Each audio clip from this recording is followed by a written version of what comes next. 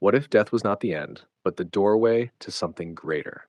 A man betrayed by life awakens in another world, reborn with power in his veins, shadows at his command, and destiny whispering his name.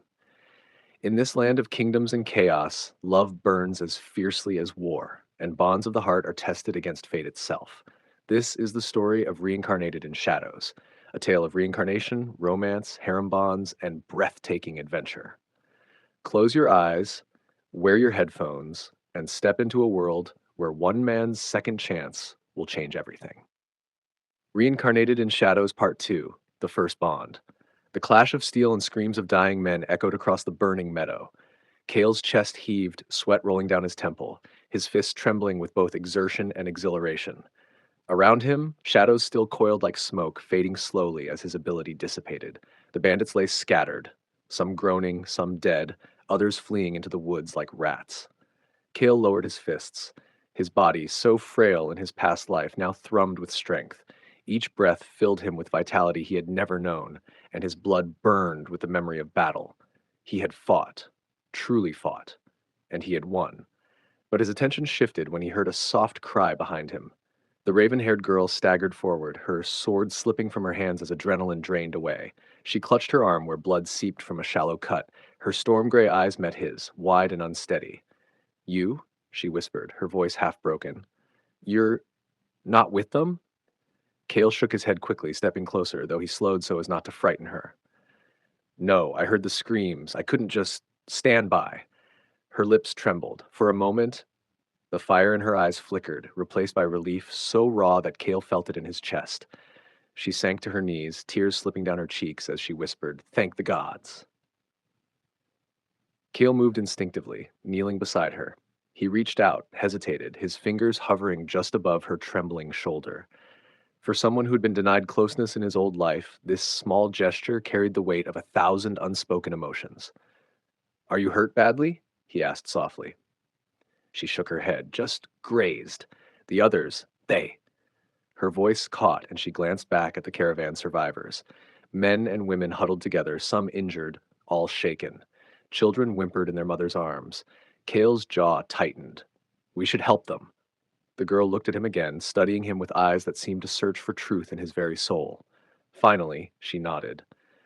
Hours later, the flames had died down. What remained of the caravan was a ruin, but lives had been saved.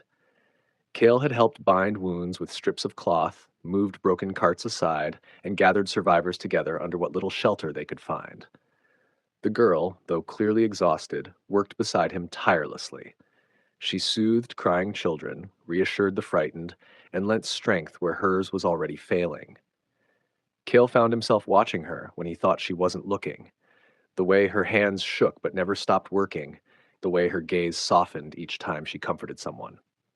When night finally descended, heavy and star-swept, she sat near a dying fire, her sword resting across her lap.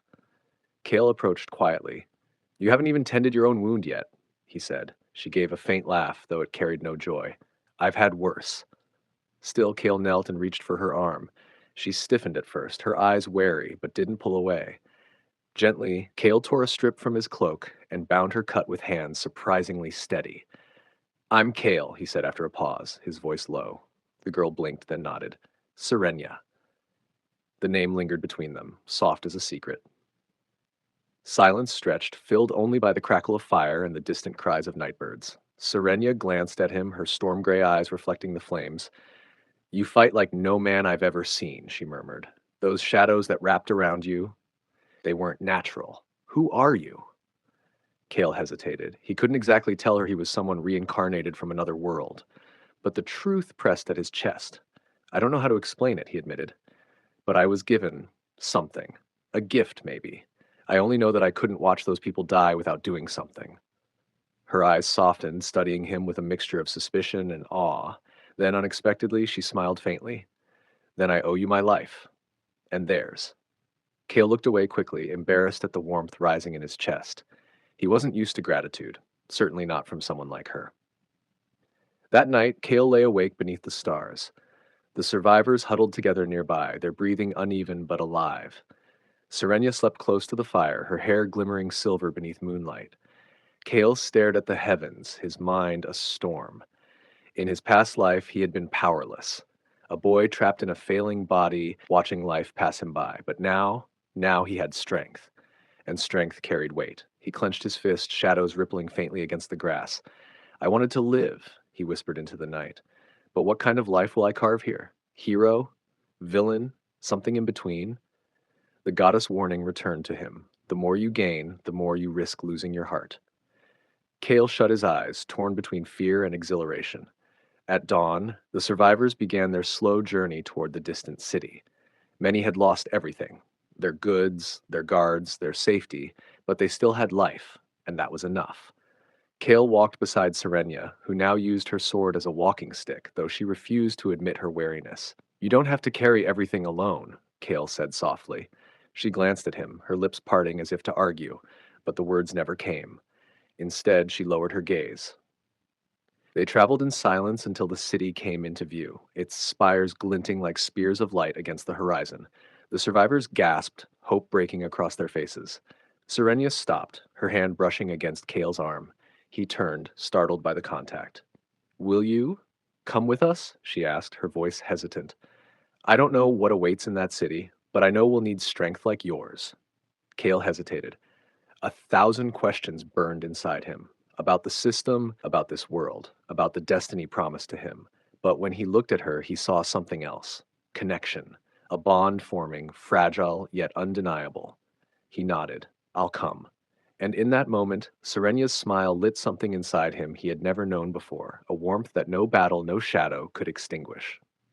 As they approached the city gates, Kale's system chimed again. Open quote. Destiny thread updated. The shadow who saves shall weave ties of fate. The first bond is forged. Close quote.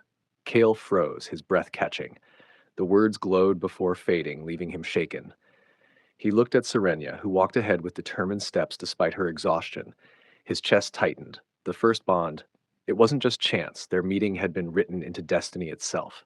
And as Kale Arden crossed the threshold of the city for the first time, the path of his second life stretched wide before him, one of adventure, danger, romance, and bonds that would shape not just his fate, but the fate of empires.